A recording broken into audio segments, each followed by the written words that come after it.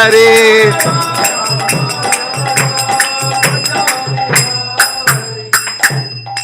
श्री राधा माधव की जय। जय ओम विष्णुपाद परमहंस परिव्राजकाचार्य श्रोत शत श्री श्रीमद अभय चरणारविंद भक्ति वेदांत स्वामी शिल प्रभुपाद की जय। जय ओम विष्णुपाद परमहंस परिव्राजकाचार्य श्रोत शत श्री श्रीमद भक्ति सिद्धांत सरस्वती ठाकुर गोस्वामी प्रभुपाद की जय। श्रीमद् भागवतम की जय। हरे कृष्णा। नमो ओम विष्णुपादाय कृष्ण पृष्ठाय भूतले श्रीमते भक्ति विकास स्वामिनिति नामने। विष्णुपादाय कृष्ण पृष्ठाय भूतले श्रीमते भक्ति वेदांत स्वामिनिति नामने। नमस्ते सारस्वते देवे गौरवाणी प्रचारिणे निर्विशेष शून्यवादी पाश्चात्य देश तारिणे। जय श्री कृष्ण चैतन्य प्रभु नित्यानंद श्री अद्वैत गदाधर श्रीवासादि गौर भक्त वृंद।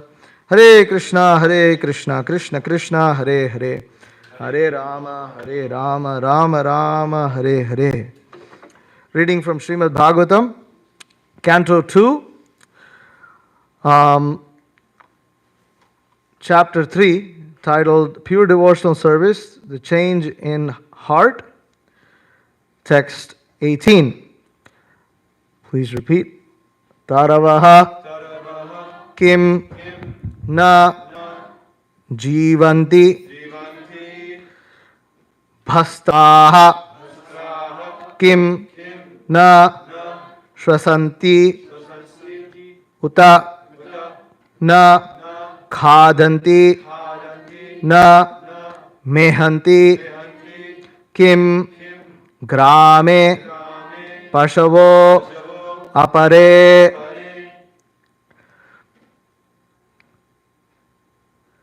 tarava kim na jivanti tarava kim na jivanti bhastrah kim na swasantyuta bhastra kim na swatantyuta Bastra kim na swasantyuta na khadanti na mehanti na khadanti na mehanti kim grame pashavo pare kim grame pashavo pare. Okay, we'll do a little slower. Tarava kim na jivanti Bastra kim na swasantyuta na khadanti na mehanti. Oops. Well, if you hit the lock button, then it'll, okay. Or if the screen turns off, then it's going to turn off. Kim grame pashavo pare tarava kim na jivanti bhastra kim na swasantyuta na khadanti na mehanti kim grame pashavo pare. Please repeat. Tarava kim na jivanti Bastra kim na swasantyuta na khadanti na mehanti kim grame pashavo pare. Tarava kim na jivanti Bhastra kim na swasantyuta na khadanti na mehanti kim grame pashavo pare. Tarava kim na jivanti Bhastra kim na swasantyuta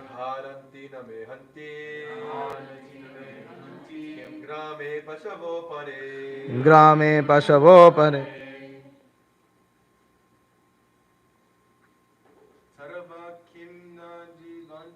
Tarava kim na jivanti. Bastra. Bastra kim na shvasantyuta. Na khadanti na mehanti. Kim grame pashavo pare. Mataji's. Tarava kim na jivanti. Bastra kim na swasantyuta. Na khadanti na mehanti. Kim grame pashavo pare. Tarava kim na jivanti. Bastra kim na swasantyuta. Na khadanti na mehanti. Kim grame pashavo pare. Taravah kim na jivanti. Bastra kim na shvasantyuta. Na khadanti na mehanti. Kim grame pashavo pare. Tarava kim na jivanti. Bastra kim na swasantyuta. Na khadanti na mehanti. Kim grame pashavo pare. Taravaha, trees. Kim, weather. Na, do not. Jivanti, live. Bhastraha, bellows. Kim, weather. Na, do not. Shvasanti, breathe. Uta, also. Na, do not. Khadanti, eat. Na, do not. Mehanti, discharge semen. Kim, weather. Grame, in the locality. Pashavaha, beastly living being. Apare, others. Translation and purport by His Divine Grace A.C. Bhaktivedanta Swami Srila Prabhupada. Do the trees not live? Do the bellows of a blacksmith not breathe? All around us do the beasts not eat and discharge semen? Purport. The materialistic man of the modern age will argue that life or part of it is never meant for discussion of theosophical or theological arguments. Life is meant for the maximum duration of existence, for eating, drinking, sexual intercourse, making merry, and enjoying life. The modern man wants to live forever by the advancement of material science, and there are many foolish theories for prolonging life to the maximum duration.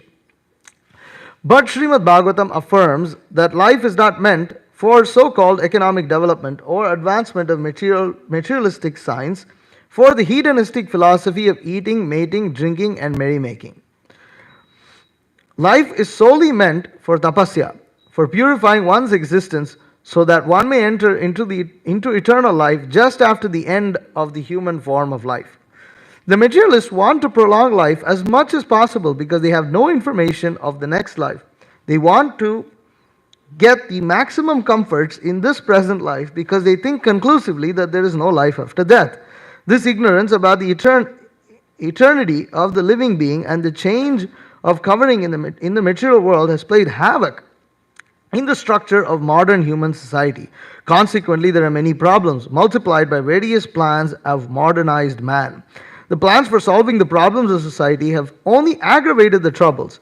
Even if it is possible to prolong life more than 100 years, advancement of human civilization does not necessarily follow. The Bhagavatam says that certain trees live for hundreds and thousands of years. At Vrindavan, there is a tamarind tree.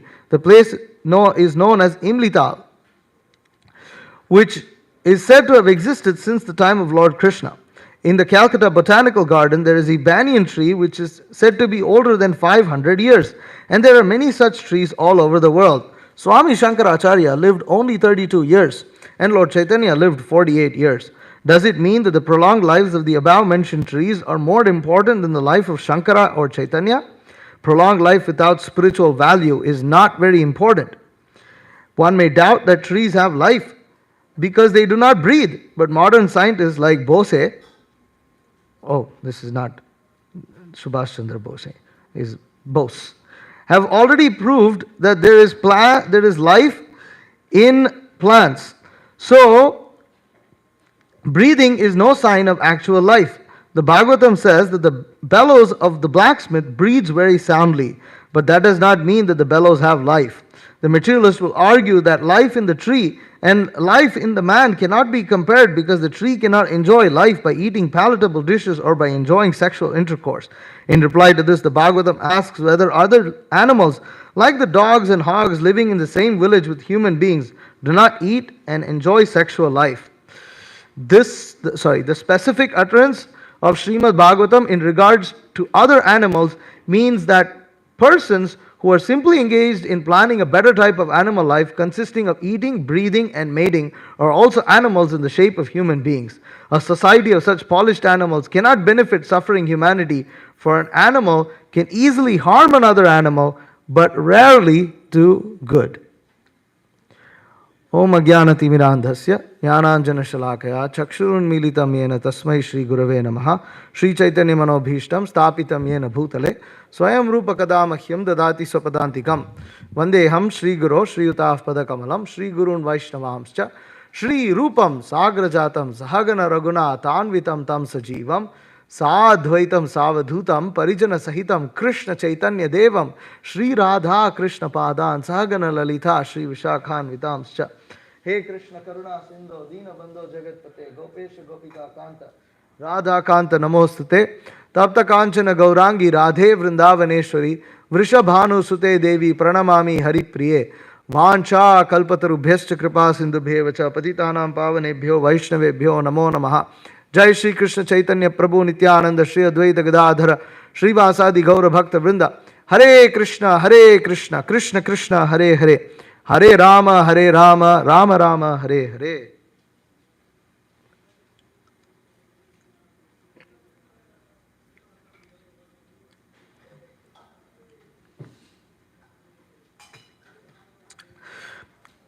Taravah kim na jivanti bhastra kim na shvasantyuta na khadanti na mehanti kim grame pashavo pare. Do the trees not live? Do the bellows of the blacksmith not breathe? All around us, do the beasts not eat and discharge semen? So, this along with the verse prior to this and the verse after this are extremely important verses in the Bhagavatam, often quoted by Srila Prabhupada. What is the verse after this? Scroll. Go up. Swavidvara hoštrak karaihi samstuta purusha pasuhu nakarna pato peto jatunama gadagrajaha. Men who are like dogs, hogs, camels, and asses praise those men who never listen to the transcendental pastimes of Lord Sri Krishna, the deliverer from evils. So these are often quoted verses of the Srimad Bhagavatam. In fact, one who reads the Srimad Bhagavatam but does not learn these verses is missing out. You read the Srimad Bhagavatam, but you should learn these are verses to meditate upon. These are extremely important verses. So, now who is saying all these verses? It's not Shukadev Goswami, actually. These verses are said by Shaunaka Rishi. Right? Shaunaka Rishi is speaking to Suta Goswami and is encouraging Suta Goswami to speak more about what Parikshit Maharaj and Shukadev Goswami spoke about. What did they speak? So Shaunaka is relishing along with the sages of Naimisharanya, and they are speaking these verses. And it's very interesting. They're so full of Krishna consciousness that They speak these really heavy things. Now, one must wonder how much they are relishing that they are speaking these kind of heavy things. Now, there are a lot of heavy verses like this in the Bhagavatam. These are verses that actually are meant to jolt us into existence, jolt us into reality. You know, always when I hear Srila Prabhupada say, Savidvara Hoshtra Karihi, you know, it's like really heavy, you know, and it's like always like, wow, you know, and it's like a whole list of dogs, hogs, camels, what is that? Dogs, hogs, camels, asses. You know, it's heavy. It jolts you into existence. It makes you, it's a call for action. It's a call for responsibility. It's a call to act like a human being. It's a call to wake us out of our slumber of ignorance and lamentation that we, you know, that we are generally so good at rotting ourselves in. You know, and Prabhupada says that it jolts us out of existence. So these are the words. And if you think about the Bhagavatam, you know, they're all heavy personalities. Huh? Look at who's speaking. Okay, so you have Parikshit Maharaj. Who is Parikshit Maharaj? He's sitting for 7 days and 7 nights continuously, doesn't eat, doesn't drink, doesn't do anything, and all he's doing is hearing Krishna Katha. Pretty extreme. Who is speaking? A 16-year-old, completely naked, renunciant. Such a pure devotee that the moment, first of all, he stayed in the womb of his mother because he didn't want to come out. Because if he came, because he didn't just, what's the point of coming out? You know, I don't want to have anything to do with this world. The moment he pops out of his mother's womb, he decides to go away. You know, doesn't care about his mother, doesn't care about his father, just bye-bye. You know? And then what does he do? He comes and he speaks 7 days and 7 nights straight. Also doesn't eat or drink. You know, and then you have all these other sages who are also assembled in that place. And again, who are these personalities? Narada, Vyasa, you know, Parashara, all these kind of great sages who have assembled. They're not, you know, common Jim and Jill, you know, who have sat down to hear this, you know, Srimad Bhagavatam. These are personalities. Actually, it's difficult to find in Shastra an assembly of such exalted sages all in one place. You know, you read the others, some sages, all of them together. Okay. And so Shaunaka is one among them. Who is Suta Goswami? Suta Goswami and the sages of Naimisharanya, what have they decided to do? They decided to perform yajna for 10,000 years in the middle of a forest. And the Bhagavatam is describing, who are these people? Their bodies are black after all the ash and soot that has gotten generated from the performance of yajna. These are the personalities who are some of the main characters spoken in the Srimad Bhagavatam. And then if you think about them, well, you know, and then they're saying Swavidvara, Hoshtrakarai, Samsuta Purusha Pasuya.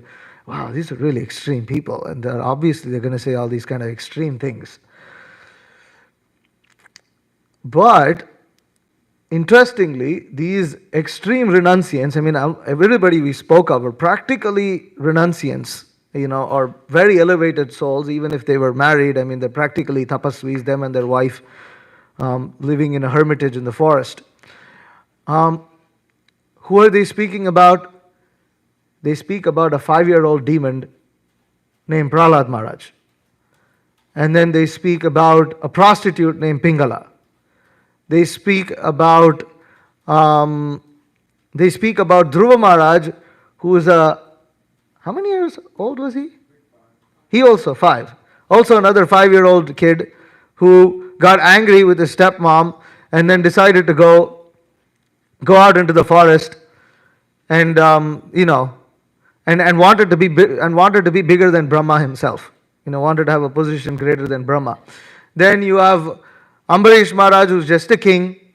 So many characters. What is he? Yayati, who is just, you know, who Yayati and Devyani is almost, you know, that's another story in there. These are the kinds of people. Of course, they're also talking about other elevated personalities, more personalities that you would think they would talk about, like the Avanti Brahmana, who's also a renunciant, who left everything and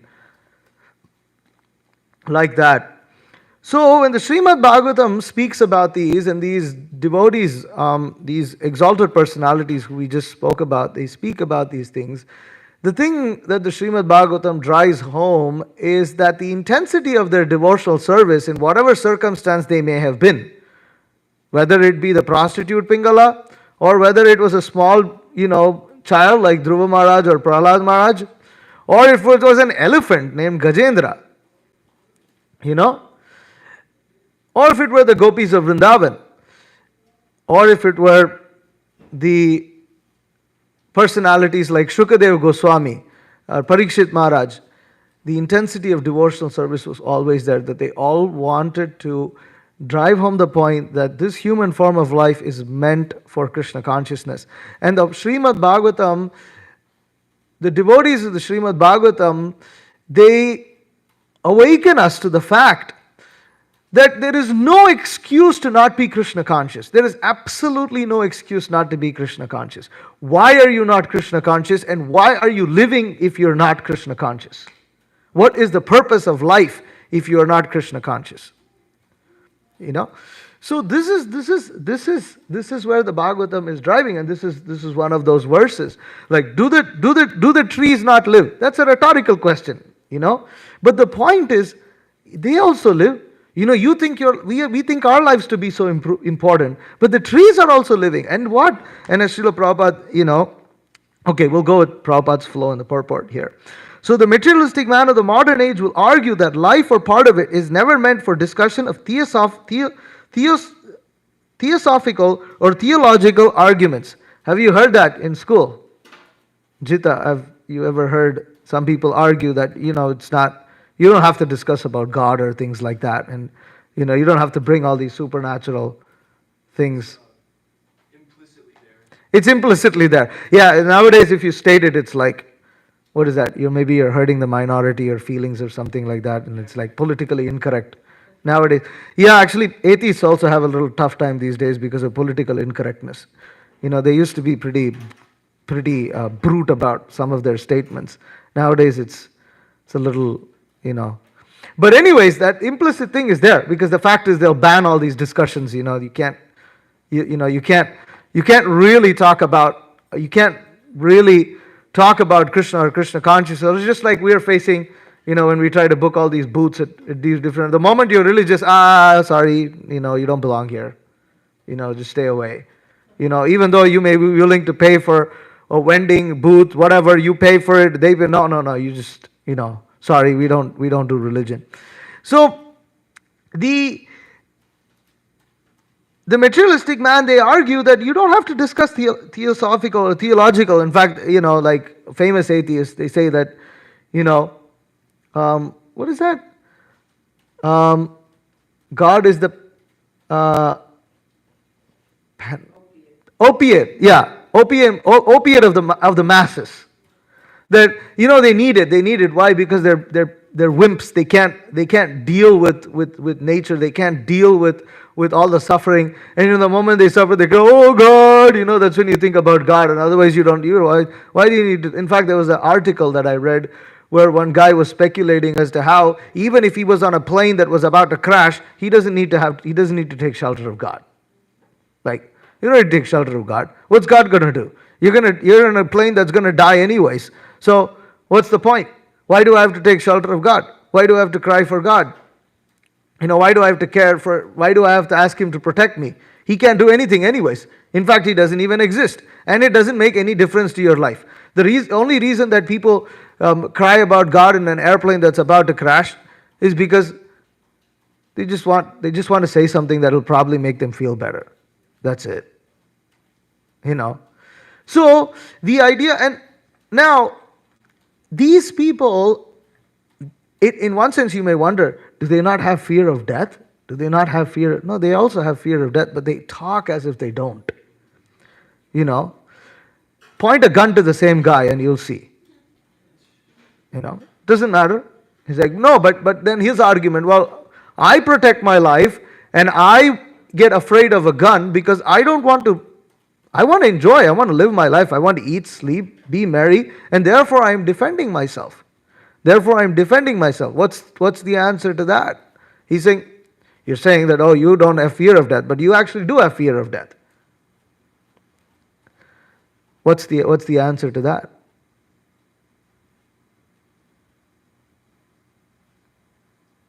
No? Well, if that were the case, then why are you arguing that people who are on a crashing airplane, why are you saying there's nothing that God can do? You're going to die anyways. Why care about that? Because the whole point is people's existence are going to come to an end. So even you and everybody who's on an airplane is going to be filled with fear because you don't know what's going to happen next. The point is you don't know what's going to happen next. And only a fool would not recognize that if you are in a situation where you do not know what's going to happen next, and that will not cause, only a fool will think that that will not cause fear. See, anything that doesn't, if you're in a situation where you have a desired outcome and you don't know if that desired outcome is going to come, in fact, you don't even know if you're going to exist or not, then that's basically fear of death. That's why people are afraid. And the atheist argues as if he doesn't have any fear of death. And of course, they come up with all these materialistic, like Prabhupada is saying here, that the materialists want to prolong life as much as possible because they have no information of the next life. They want to get the maximum comforts in the present life because they think conclusively that there is no life after death. So, cryogenics is one thing. I mean, it's not so popular these days because it's too expensive and they've never found a way to make it cheap. And there's no use to it either because they haven't proven anything. Cryogenics is basically cooling the body and preserving it with the hope that they might be able to revive life in it later. Right? And to this extent, they found like some Native American, well, Central American, or I think not Central American, I think it's South America or somewhere, they found some young girl who was sacrificed by whatever, I don't know, the Incas or the Aztecs, whoever were living there, and they were on top of this mountain, and that girl had basically frozen to death. And her body was found in a completely, almost like preserved shape. But what's the use? They cannot revive her. She looks as she was when she died, but you can't revive her. But they still have hope that someday, we might be able to revive these things. And they also talk of cell rejuvenation. This is like a huge thing where they speak about how that, the only reason you're dying is because so many cells and organs are failing. But if we can regenerate, your blood cells, if we can regenerate all the muscles, if we can regenerate all the organs in the body, then basically you will be able to prevent old age and that you will prevent death. That way you'll prolong life. You'll be able to conquer over death. So they have all these wonderful theories, and believe it or not, museums still talk about these things, and they still have exhibits dedicated completely to these kind of things. But what's the point? What's the point? Because these foolish materialists think that by prolonging life one can be happy. They fail to recognize that and their idea is somehow or the other, through our materialistic means, we will control earth. We will control the world. And there are more such theories. One proposal on how to deal with global warming, you have to send nanoparticles of solar cells that will somehow fill the atmosphere and reflect the sunlight off. And that will cool the earth. And in this way, we're going to control temperature and prevent the oceans from melting. Now, you think, just the reason why this is so tragic is because people who are proposing things are actually getting taxpayer-funded millions of dollars for their ridiculous research in universities, and they literally use this to make their living.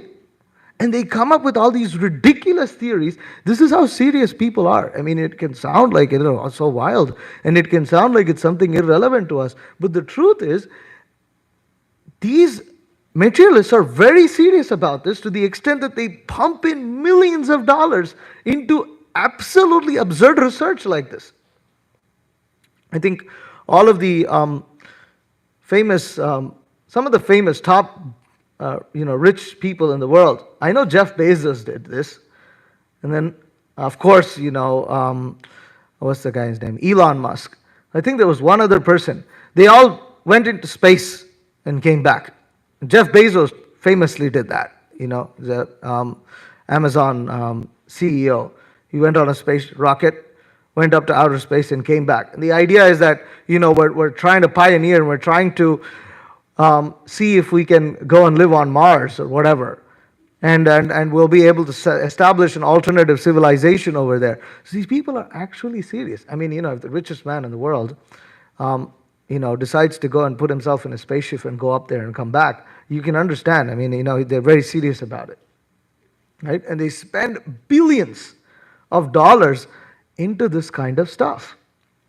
And they actually believe in it. They actually really believe that it is possible. And every other time you'll see some news article, new way of how we figured out how we're going to live on Mars, or something like this. And it all looks hideous and ugly, and it's so impractical, but they actually believe in these things. Why? Because they think that life is meant for the maximum duration of existence, for eating, drinking, sexual intercourse, making merry, and enjoying life.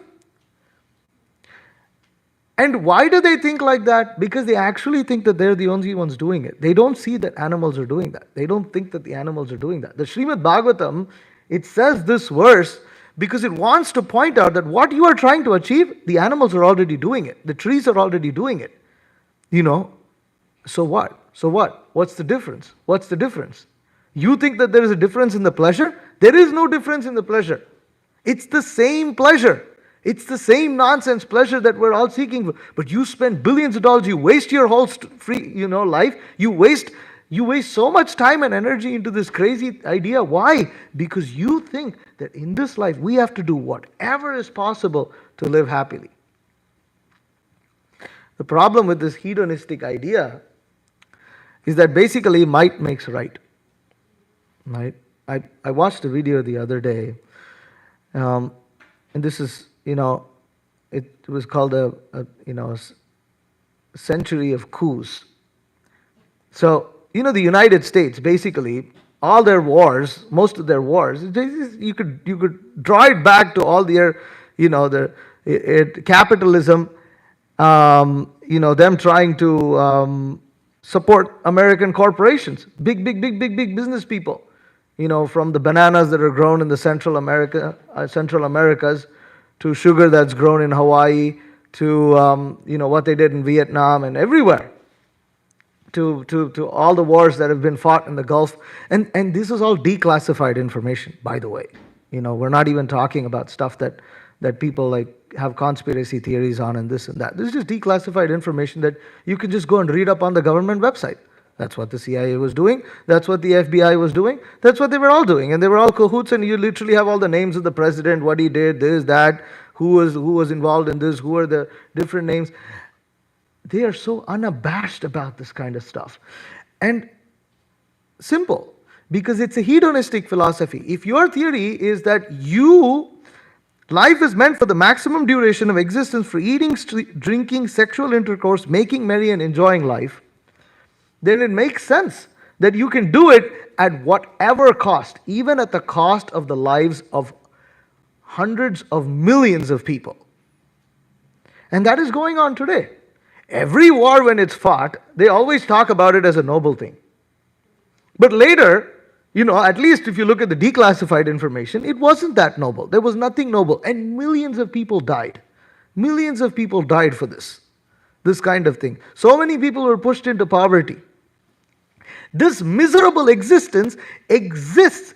Human society, the rascal atheists, they say, oh, you guys want to become religious because you just want an opium to escape from your misery. Rascal, you are the cause of the misery of this world because of your ridiculous philosophy, and you, rascal, are saying that we are the ones who are shying away from the problems of life when you create it in the first place.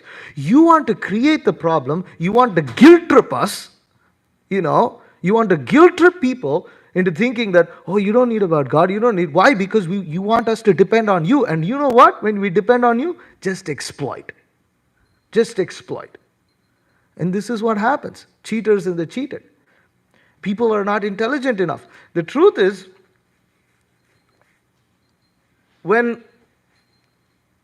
although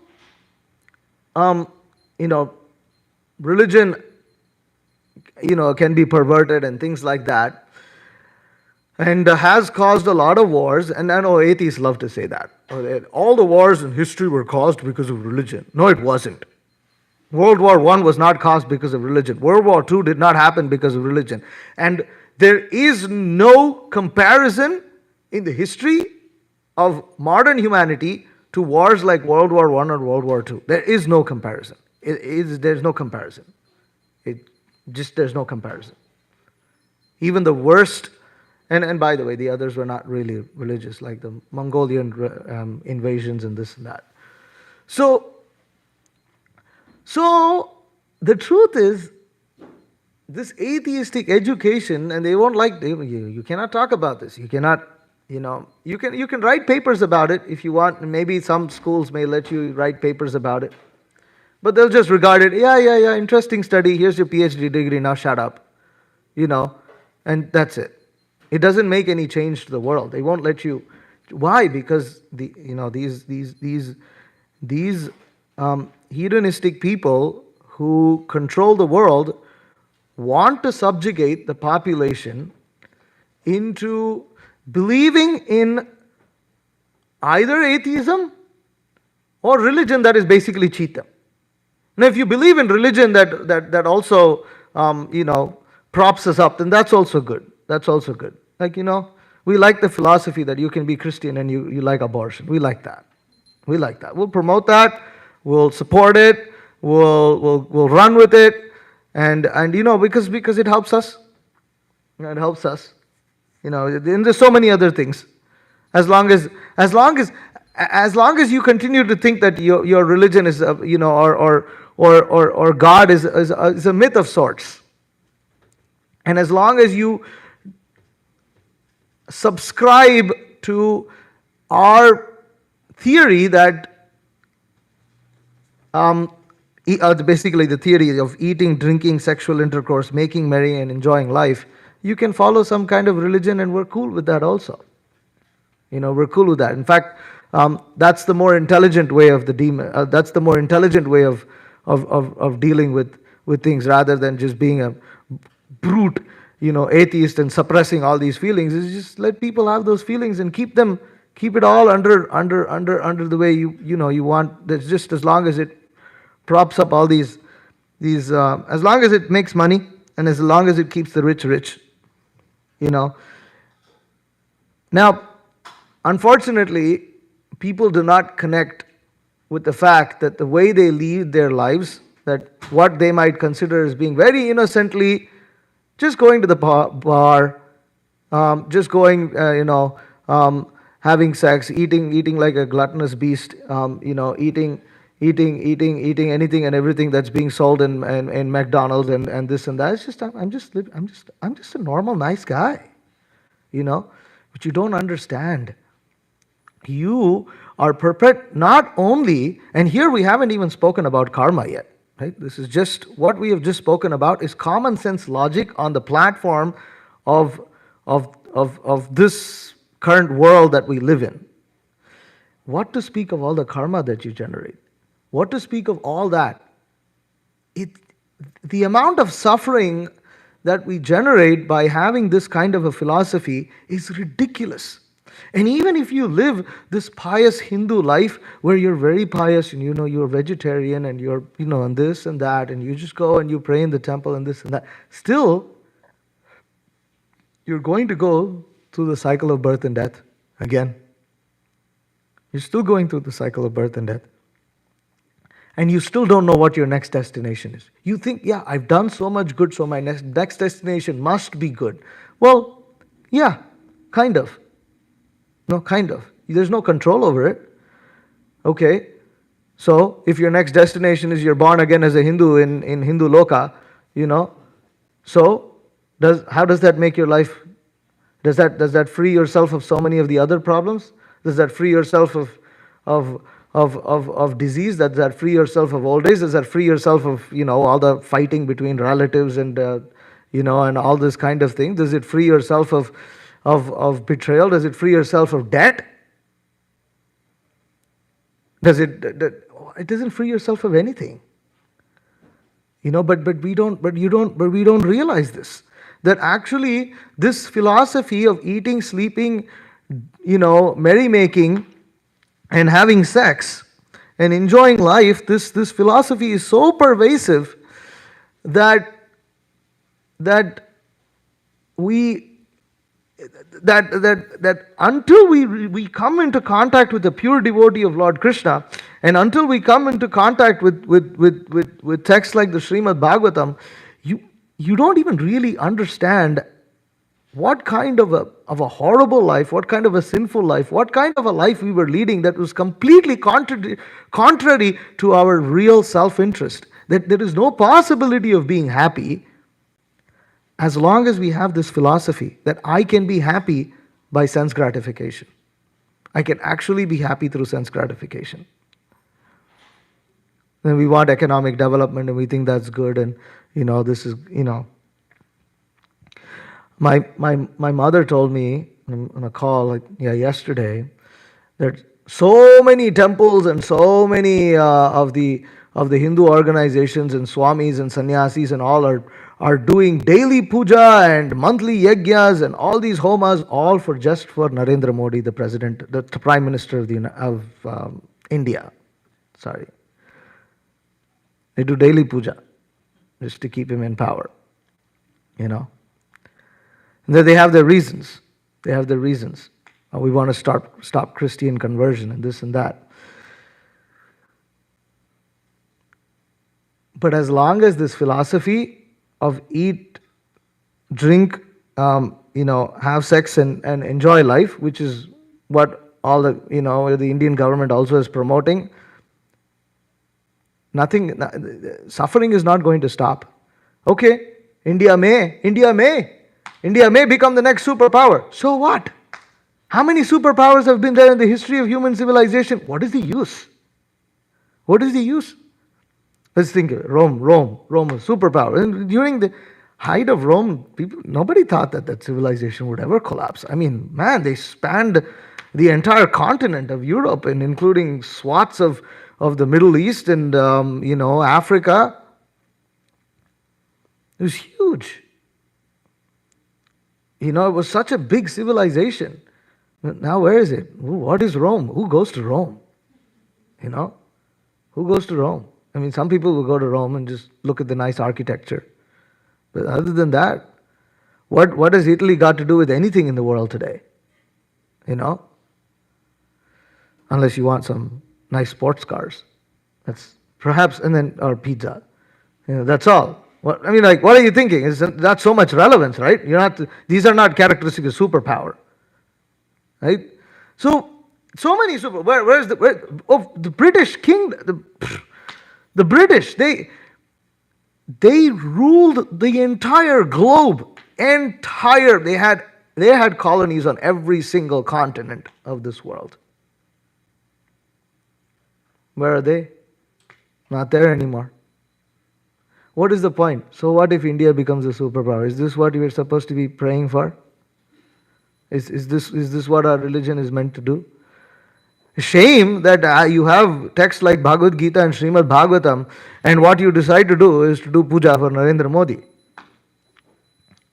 No, because you are interested in India becoming a superpower. This nonsense, nationalism, they convoluted nationalism with it's not so much different. It's not so much different. The people of the United States also, they kind of felt that their right of freedom had something to do with their religion, and that it's part of their religion also. In God we trust, and nonsense we do. We trust God to support all our nonsense. So, but they don't trust God. Well, they trust God as much as they get their merrymaking and their eating, drinking, and all this kind of stuff. They don't think that God is also the God of all the countries that they bomb. So this so the Srimad Bhagavatam, and what has this all got to do with our personal lives? We have to understand how much we've actually been influenced by all this nonsense theory. How much this actually plays how much this actually plays a role in our day-to-day lives. A simple desire of sense gratification, you can actually source it from all this crazy upbringing that we've been through. And therefore, the Srimad Bhagavatam speaks these verses. Okay, you're breathing. So what? What is the use of us breathing? Why do we have to breathe? What is the use? The trees are also breathing. Sorry, the trees also live. Sorry, I'm mixing things up. The trees are also living. And Prabhupada is making this point. In fact, it's interesting that he's quoting Imlital, which, it's, people go there and they circle the tree because it's been at the time of Lord Krishna himself. It's amazing. You go and look at that tree and look, wow, this tree has been around when Lord Krishna was present on the planet. It's amazing.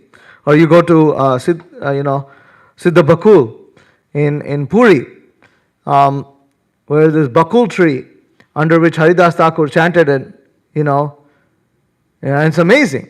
And we worship that tree. But still, Srila Prabhupada is making the point that Shankaracharya lived only 32 years and Lord Chaitanya lived 48 years. Does it mean that the prolonged lives of the above mentioned trees are more important than the life of Shankara or Lord Chaitanya?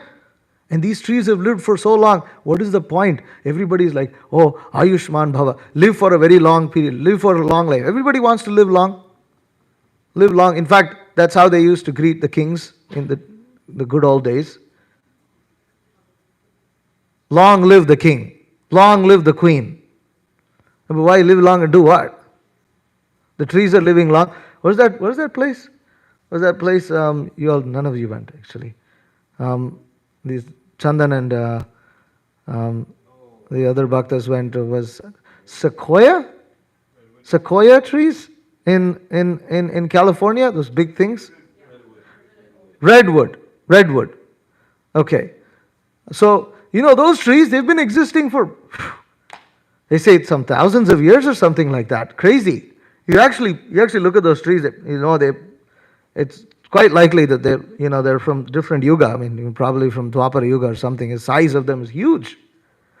What is the use? What is the use? They're just standing over there. And Prabhupada continues here, where modern scientists like Bose have already proved that there is life in plants. So breathing is no sign of actual life. The Bhagavatam says that the bellows of a blacksmith breathes very loudly, but that does not mean that the bellows have life. So just because we make a lot of noise, just because we you think about it, all these people who are interested in yoga and pranayama and doing all these things are very interested. They consider themselves very spiritual. Do what? Do what? After you do all your yoga and asana and all this, all you want to do is the same thing. Eat, drink, have sex, make merry. What is the use? What is the use? Most of the time, especially these people who are very proud of doing yoga, and I know one Mataji used to come to our Sunday program also. You look at her, all her pictures like this, and that's all pictures of her like this. So proud of them standing in this way and standing in that way. What's the use? Our tree is also standing like this and like this. What's the use?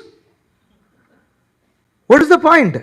Okay, now what does that mean? Are we against the principle? Now when we're saying, just eating, drinking, are we saying we should not eat, we should not drink? Are we saying that, don't do some stretches? No, but why are you doing all these things? What is the purpose of human life? What is the purpose of human life? This we have to understand. No, we've got some tongue, and often this tongue wants to, just wag itself and just wants to say things.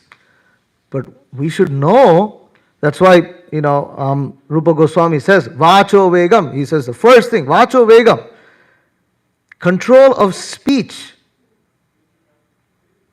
We shouldn't just let the tongue wag because it wants to wag. We should just say things because we want to say it. The bird is also saying so many things. What's the value? Have you heard pigeons? They make a lot of noise, actually. You can't hear them so much. Always doing something. They always make a lot of noise. And so many things. Actually, the example that Srila Prabhupada gives in the Nectar of Instruction, that purport, is that frogs also croak very loudly. Frogs croak loudly. And if you go in India, and wherever they have crows, they make a lot of noise. And they actually try to sing, and it's really horrible. And it's very disturbing. So what they'll do is they'll perch themselves right outside your window or balcony, and then they'll start. And they're making all this weird, and really, it's really, you're trying to sleep or trying to do something, and it's like so irritating, and you just want to go and like shoo this away, and that thing is like it's enjoying. It's the thing. It thinks it's very important, and like people they have, and. So you have all these musicians and all these people, they always want to sing something. I want to compose so many songs. I want to sing this. I want to do that. I want to paint. I want to draw. I want to do this art. I want to go and dance. Animals are doing all of these things. Animals do all these things. Any animal that dances? Birds that dance. Peacocks dance. They're actually beautiful when they dance. They actually have dance steps. They get into a rhythm. And they dance around, turn around like this. There are other animals that also dance. That's not really dancing. That looks horrible. But anyways, the point here is that if the goal of human life is to breathe a lot, or breathe, or is to build a lot of muscle, or just basically eating, sleeping, mating, and defending, then the animals are doing that also. What is the difference? You're working so hard, whereas the animal is just doing it. You're working so hard. We went, I was looking at pictures of the Shravan Kirtan camp, and we were doing Harinam at, what's that festival we went to? Yeah, Sweet Auburn. And there's a booth, herbal blank. I don't want to say it, What is that? We're having herbs by where you can have better sex. We'll strengthen your genitals and all this, and you have to take all these supplements to strengthen your weak genitals, while the animal doesn't have to do anything. It just goes, has it. That's all. And people who are very influenced by sex, they look at dogs mating, or they look at dogs and they take videos of all these things, and TikTok is full of all this kind of stuff. Where one animal dating another animal, and people look at it and they feel very sexually stimulated, and this and that. But the animal is able to do it without TikTok. The animal is able to do it without debt. It doesn't have to have your car. It doesn't have to have your credit card. It doesn't have to have anything. And it can still do it. Who's enjoying better? The animals are enjoying better. The animals are actually enjoying better. You silly fellow, you have to depend on so many things. You need to go to the adult superstore. You need to go there and buy all these crazy things. Suffering. That's what it is. This is all suffering. You're suffering so much and you don't realize you're suffering. We don't realize how our mind, just because it wants the sense gratification so much, it makes us suffer so much. We suffer so much because we have an uncontrolled tongue that speaks whatever it wants to speak. We have a mind that just desires whatever it wants to desire. We have anger that's just, we just get angry. I'm doing something. This phone falls on the floor. I get angry. This phone fell on the floor. Stupid thing. This, that. And just get angry. He's angry for no reason. Things didn't go my way. How is it going to go your way? Who are you? Who are you? You know? Just get angry. You're at a bus stop. The bus stop's a few feet, but get angry. Just get angry. And you get angry at the other devotee, get angry at everybody else. Somebody sneezes too much, somebody burps too much, get angry. What's the point? What's the point? Who is suffering? Who is suffering? You can get angry at the other person, yell at much. You are the one who's suffering. You are suffering. Jihva Vegam, that tongue, it wants to eat so many things. You know, then who suffers? We suffer. We eat like anything. And then we go and suffer in the bathroom. You know, and it's a lot of suffering. It's a lot of suffering. When it actually happens, it's a lot of suffering. You know, whether it's loose or hard, it's still suffering. You know, both is suffering. You know, it's horrible. It's difficult. You know, and see, this is miserable. I mean, the guy gets completely drunk. He's so drunk that he's peeing on the street and becoming sober. He's suffering. Suffering.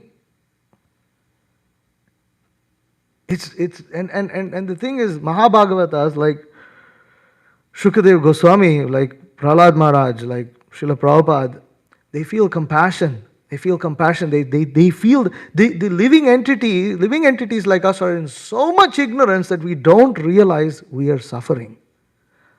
The Mahabhagavatas, they look at us, you are suffering, you are suffering. Why are you suffering? Then Udaropasta Vegam, the genitals, they are also pulling. As recently another article, you know, New York Times publishes an article. Have sex, more sex, as much sex as you want. Please have sex. That is the solution. The Americans are not having enough sex. So much nonsense. Sexual perversity has gone to such a level now that things have gotten so bad that people are actually even afraid to have sex. It's true. I'm not saying this. The studies are saying this. So bad things have gotten. Why? Because suffering has increased to such an extent. There's so much suffering now. They think, even though it's been proven, contraceptives does not completely prevent conception. It doesn't completely, still do it. Who is suffering? The man suffers, the woman suffers, the child suffers, society suffers. Irresponsible people publish irresponsible articles and nobody is there to call them out. It is such a sad state of affairs in this world.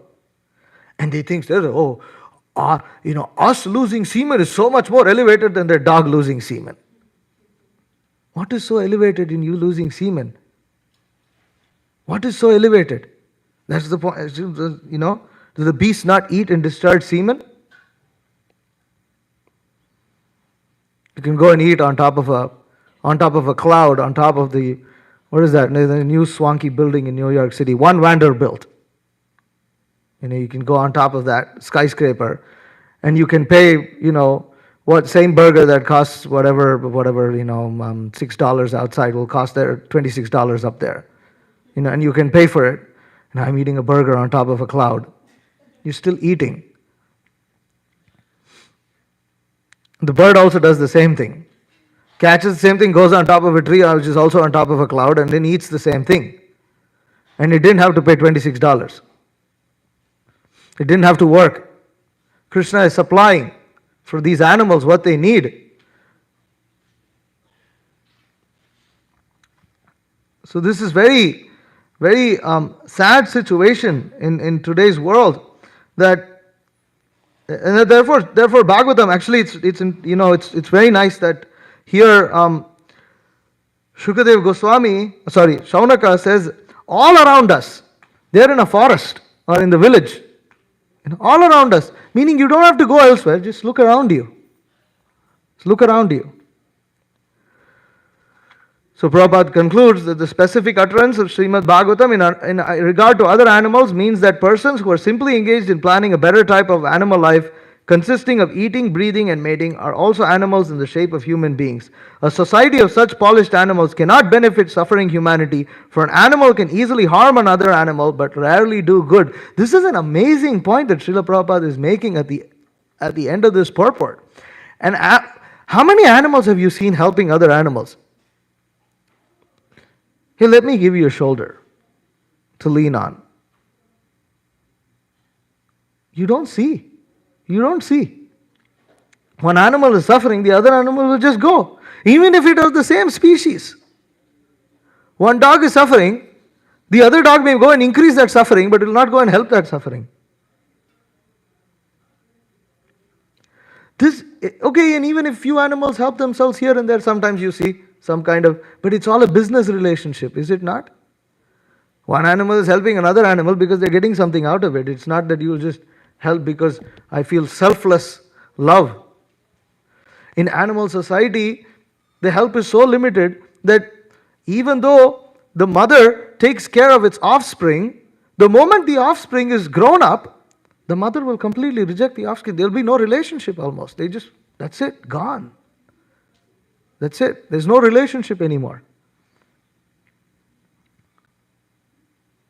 And many times, they have to kill their own offsprings. Animals have to kill their own offsprings for the sake of survival.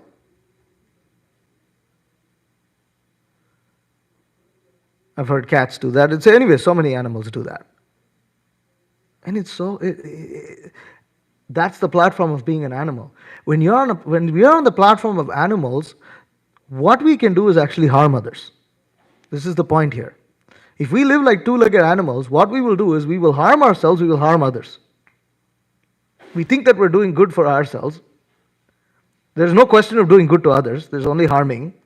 We think we're doing good to ourselves, but actually we're harming ourselves. And society just becomes hellish. Only on the platform of human beings can we help others. There's no question of helping. And the platform of human beings is the platform of tapasya. Life is meant for tapasya. What is that tapasya? This tapasya, Srila Prabhupada, basically the first verse of the Nectar of Instruction speaks of this tapasya. And in this regard, I wanted to read a quote that Srila Prabhupada mentions here. Bhakti Siddhanta Saraswati Thakur. This is from the purport to text 1 of the Nectar of Instruction. In his Anuvritti explanation of Upadeshamrita, Srila Bhakti Siddhanta Saraswati Thakur writes that our material identification creates 3 kinds of urges: the urge to speak, the urge or demands of the mind, and the demands of the body. When a living entity falls victim to these 3 types of urges, his life becomes inauspicious. 3 types of urges: urge to speak, urge and demands of the mind, and third, demands of the body. Okay, so the speaking is categorized as separate from the body. That's how problematic that wagging tongue is. Now, one who practices resisting these demands or urges is called a tapasvi, or one who practices austerities. By such tapasya, one can overcome victimization by the material energy, the external potency of the Supreme Personality of Godhead. So that victimization of the external energy, we devotees have to be very careful of. Because if we become victims of the external energy of the Supreme Personality of Godhead, we will forget Krishna. And when we forget Krishna, we are cast again into the cycle of birth and death. We cannot go back home, back to Godhead. And most importantly, we will suffer. But there is a solution. By tapasya, that it seems like we are suffering, The tapasya to control the mind, to control the urges of the mind, to control the urges of the tongue, to control the urges of the genitals, to control the urges of anger. It feels like this is suffering. To control, to do this tapasya is suffering. But no, this tapasya is happiness. This tapasya is happiness. This austerity, especially at a young age, we should train ourselves. But this austerity is what one has to perform whole life. It's not just young age and then you go and binge and and like that. No, this austerity has to be performed throughout one's life. It can be performed gradually, but it has to be performed. That is the only way we can be happy. We are the cause of our problems, period. We can point our fingers this way, this way. But ultimately, it is our desire to enjoy separately from Krishna that is the root cause of all our suffering. And that desire has come from us, not from Krishna. But the solution is wonderful. We can chant Hare Krishna, follow the 4 regulative principles, fulfill instructions of Srila Prabhupada, follow them, and we can go back to Godhead. So, in this way, these verses of the Srimad, there's so much more that could be said, but I will stop here. We have 5 minutes left. It's difficult to end these kind of classes early. Anyways, Hare Krishna. Questions or comments? Okay, I'm going to give 1 minute, because I also want to have Kamalini Mataji also have a chance in case she has something to say. No, speak. Hare Krishna. So you can see, in Bhagavatam, everything that the scientists are trying to do, it's already been discovered. There's nothing that is new that they're discovering. For example, Bhagavatam talks about semen being kept in a pot and being used later. Yeah. You can see... Yeah. The like body, test tube babies or whatever, yeah. You can see the body of Vena. Yeah. They're talking about reviving body. This Right, is actually right. done. This is not something that's new. Yeah, it's a good point. So, all the material science is already there in the Vedas. So there's not any signs that they're coming up with that's something that's happening. Right. The war that's happening, you can see that in Bhagavatam it says that Krishna arranges this for the demon to kill each other. Yes. So the devotee can have opportunity to spread Krishna consciousness. Let them fight amongst each other. So why take up to the understanding of, let them do what they got to do. Therefore devotees shouldn't take sides in these kind of, because these are all unholy wars. There's nothing holy. It's not like Kurukshetra, it's not like Pandavas and Kauravas, So this is unholy war. And then you put flags of this country and that country, it's crazy stuff. Yeah. Okay. Hare Krishna. Hare Krishna. So the animals can enjoy better than us. I had a teacher that taught us that animals are therefore more advanced than human beings. Yeah, and therefore their philosophy is let's just meditate on being an animal so that we can also be an animal. The fool you cannot understand just by meditating on, let me just meditate on a bird and I can live like, no, you cannot live like a bird. You're not a bird. That's it. This is where they don't understand the insurmountable laws of material nature. You can't make things equal. They try to make a man into a woman into a man, and they don't know what a woman is, they don't know what a man is, they don't know what a human being is, they don't know anything. Craziness, just madness, complete madness. They're actually insane. They are insane. They need mental help, but these are the people who are now teaching. Yes, Mataji. So, you said we should memorize these verses from Srimad Bhagavatam, these 3 verses especially, right? So, what about, should we, like the brahmacharis are all going to start learning verses. Some of them have already, but should we start with Bhagavad Gita or do these 3 first? Oh, generally Bhagavad Gita.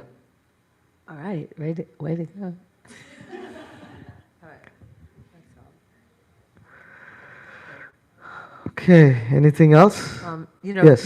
declassified I looked it up on Google because it sounds like, not classified, but I just read it means, classified means it's secret, Right, and then declassified, then it's open for the public. right.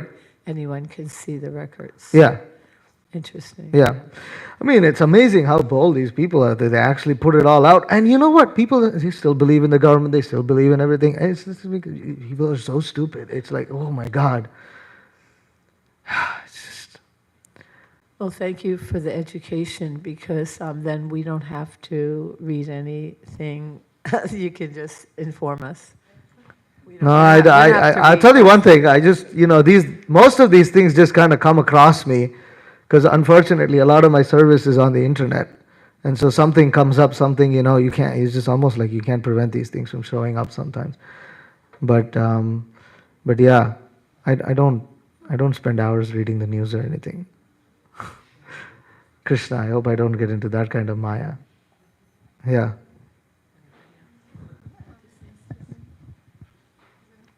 Hare Krishna. Hare Krishna. I just wanted to make a quick comment. I just want to say thank you for this great class. That's all. We're just speaking what Prabhupada said. Yeah. And a Nothing little new. more. I mean, in certain areas. Okay. I was just reminded of when you were talking about the croakings of the frog, how in the Chaitanya Charitamrita Adi Leela 8:6, it's the purport is, the croaking of the frogs in the rainy season resounds very loudly in the forest, with the result that snakes, hearing the croaking in the darkness, approach the frogs and swallow them.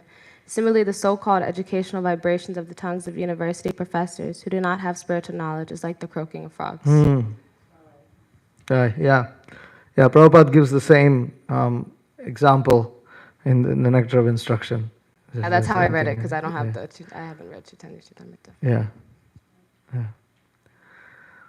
Okay, all right. Hare Krishna. Thank you very much. Srimad Bhagavatam ki jai.